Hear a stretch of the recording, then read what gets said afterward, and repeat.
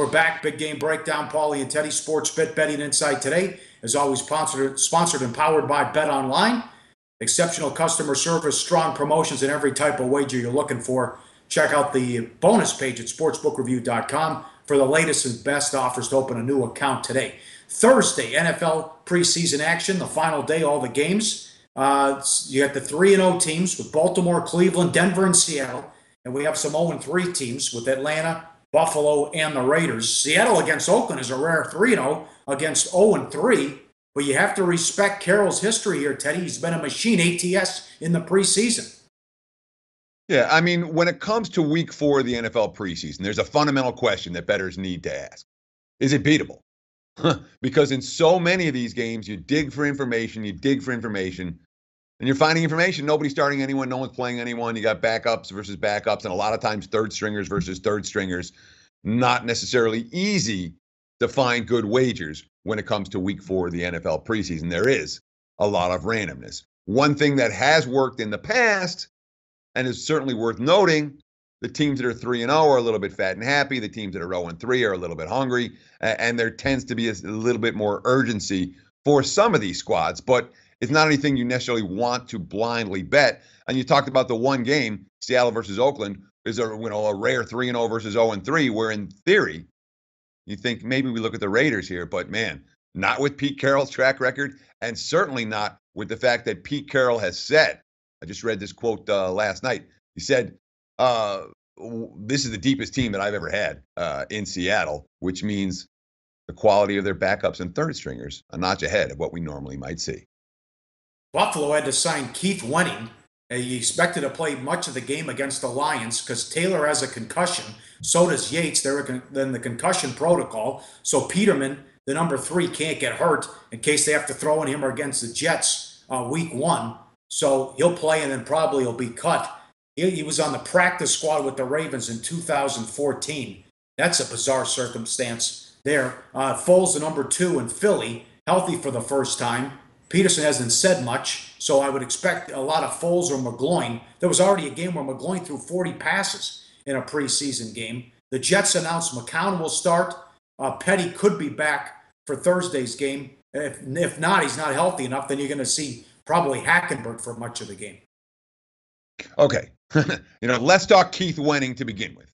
This is your prototypical week 4 NFL preseason type of contest. All right. Here's a guy who was bagging groceries last week or whatever he was doing. And they signed him off the waiver wire on Monday. Why Wenning? Well, you talked about how he was on the Ravens practice squad in 2014. Current Bills offense coordinator Rick Dennison was the quarterback coach in Baltimore in 2014.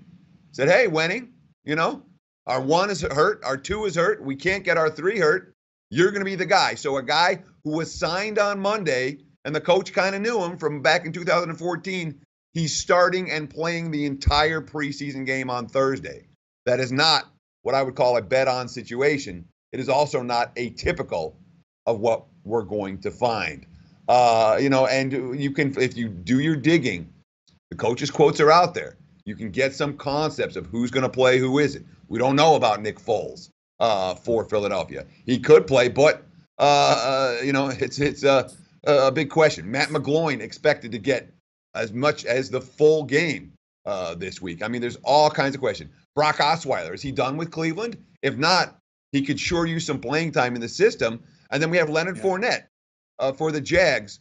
He's had basically no action so far.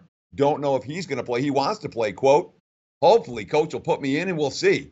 Most definitely a drive or two, man, just to get back in rhythm with the team, especially with the game speed. I go against our defense every day.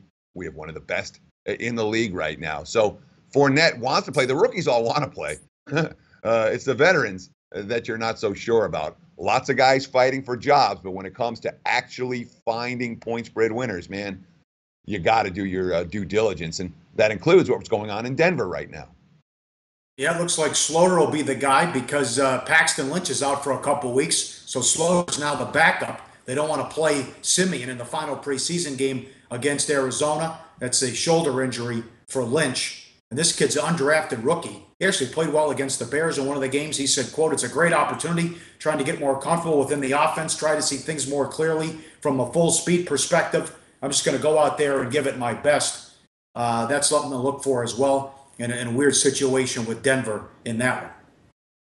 Game number 2. Yeah, I mean, you're talking sorry, Pauly, but you're talking about a quarterback, again, who started 9 games at Northern Colorado. He'd thrown 1 pass in college games before his senior year. He wasn't drafted. Chad Kelly was drafted. He's supposed to be the guy, but he hasn't been medically cleared to throw. So here you go, Slaughter. I'm just going to go out there and give it my best. Oh, by the way, Denver's laying, which speaks volumes about what Arizona's doing for week 4 of the preseason. Yeah. Not a pretty sign. Hey, guys, for the full video, go to sbrpicks.com. Hey guys, thanks for tuning in to our channel. Now, we've put a lot of work into producing all these free videos, so please help us out and keep all our content free for you forever by simply liking, sharing, commenting, and subscribing. Now, not to mention, a visit to our industry-leading website will warm the hearts of all our SBR employees, especially myself. Now, the links are over there to the left, so do check those out. Thanks for watching.